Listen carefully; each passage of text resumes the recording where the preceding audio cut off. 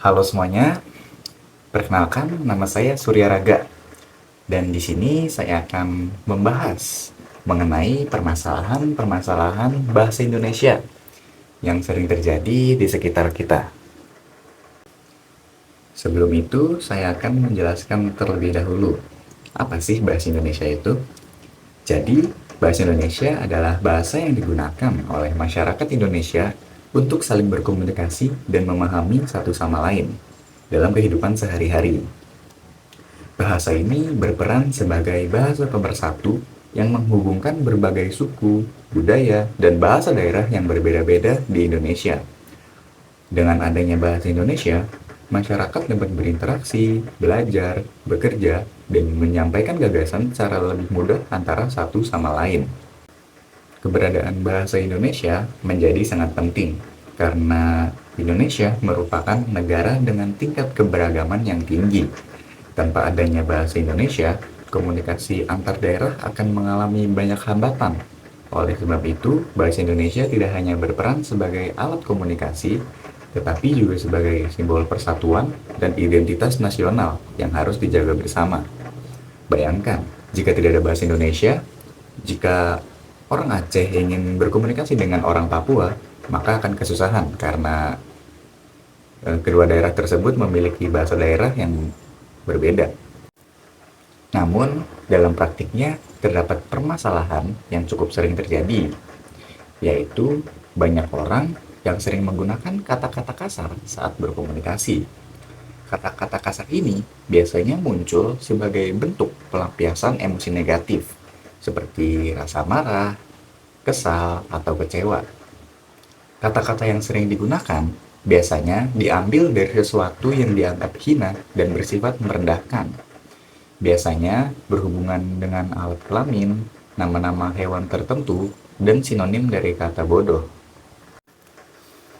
Nah, saat ini permasalahannya makin berkembang karena kata-kata kasar ini tidak hanya digunakan untuk mengekspresikan emosi negatif saja, tetapi juga sudah menjadi bagian dari gaya komunikasi sehari-hari yang dianggap wajar oleh sebagian orang.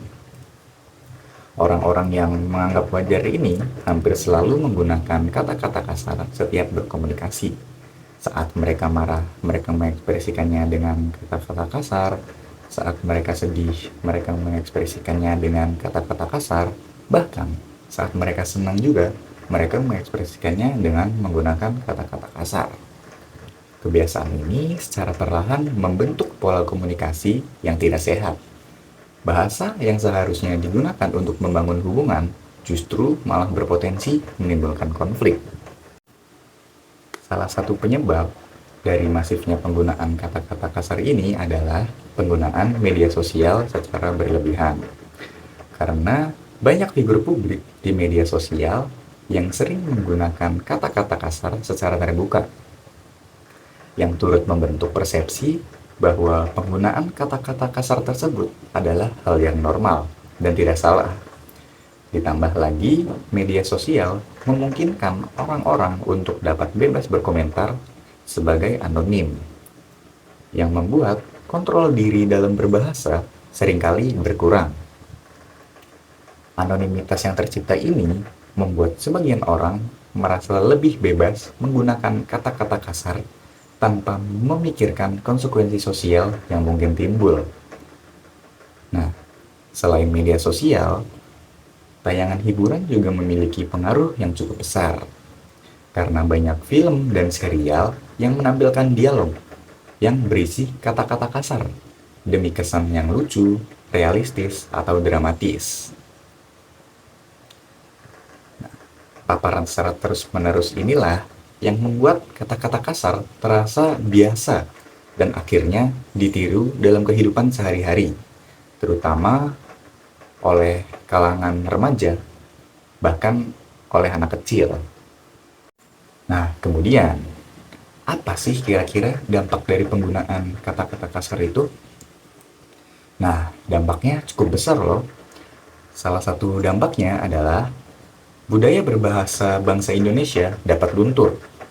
Budaya berbahasa bangsa Indonesia sejak lama menjunjung tinggi nilai kesantunan dalam berbahasa. Bahasa yang sopan mencerminkan sikap hormat, tata krama, dan etika sosial. Jika penggunaan kata-kata kasar terus dibiarkan, nilai-nilai budaya tersebut dikhawatirkan akan makin luntur, dan bahasa Indonesia yang seharusnya digunakan secara santun, tertata, dan bermakna dikhawatirkan akan kehilangan ciri khasnya. Kemudian, penggunaan kata-kata kasar juga dapat memengaruhi kemampuan berbahasa generasi muda loh.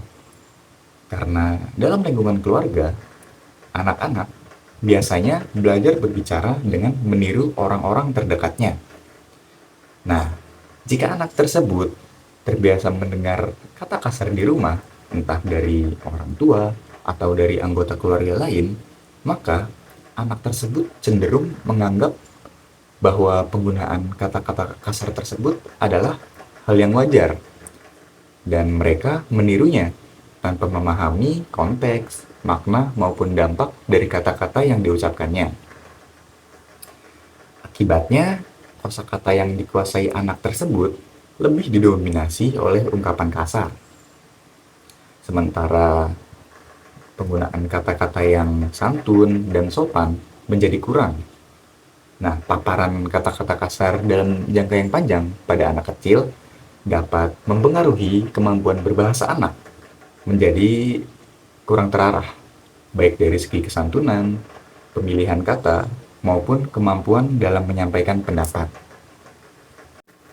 Nah, kira-kira ada nggak sih upaya yang harus dilakukan untuk mengurangi penggunaan kata-kata kasar ini? Nah, upaya untuk mengurangi penggunaan kata-kata kasar ini harus dimulai dari kesadaran diri setiap individu. Setiap orang harus memahami bahwa pilihan kata mencerminkan sikap dan kepribadian, serta berpengaruh pada perasaan orang lain. Dengan membiasakan diri menggunakan bahasa yang sopan dan santun, komunikasi akan terasa lebih nyaman. Upaya lainnya dapat dilakukan melalui lingkungan keluarga, sekolah, dan masyarakat, karena orang tua dan pendidik berperan besar sebagai teladan dalam penggunaan bahasa yang baik, karena anak-anak cenderung meniru cara berbicara orang di sekitarnya. Di sekolah, kebiasaan berbahasa santun dapat ditanamkan melalui kegiatan diskusi, kerja kelompok, dan pembelajaran karakter. Sementara itu, di lingkungan masyarakat, kita bisa saling mengingatkan dengan cara yang bijak, serta menciptakan budaya komunikasi yang positif. Hal-hal itu akan membantu menekan penggunaan kata-kata kasar, sehingga bahasa Indonesia tetap terjaga nilai kesantunannya, dan fungsinya tetap terjaga juga sebagai alat pemersatu. Nah, ada juga nih cara-cara lain seperti mengurangi penggunaan media sosial, dan memilih dengan bijak tayangan hiburan yang bisa ditonton. Jadi kesimpulannya, bahasa Indonesia memiliki peran yang sangat penting sebagai alat komunikasi, sekaligus alat pemersatu bangsa. Namun, maraknya penggunaan kata-kata kasar dalam kehidupan sehari-hari menunjukkan adanya pergeseran dalam budaya berbahasa bangsa Indonesia. Kata-kata kasar yang awalnya hanya digunakan sebagai pelampiasan emosi negatif, kini telah berubah menjadi kebiasaan dan gaya komunikasi yang baru yang dianggap wajar. Pergeseran ini dapat diakibatkan oleh penggunaan media sosial yang berlebihan dan dapat diakibatkan juga oleh konsumsi tayangan hiburan.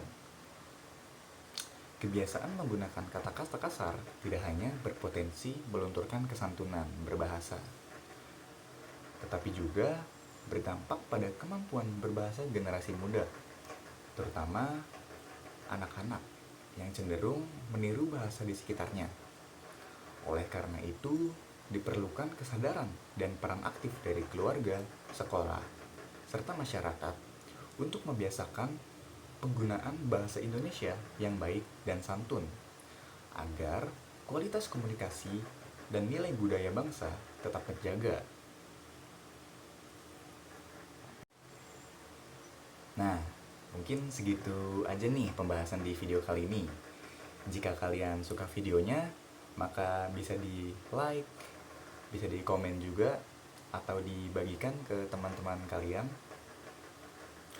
Oke, segitu saja. Terima kasih. Sampai jumpa di video selanjutnya.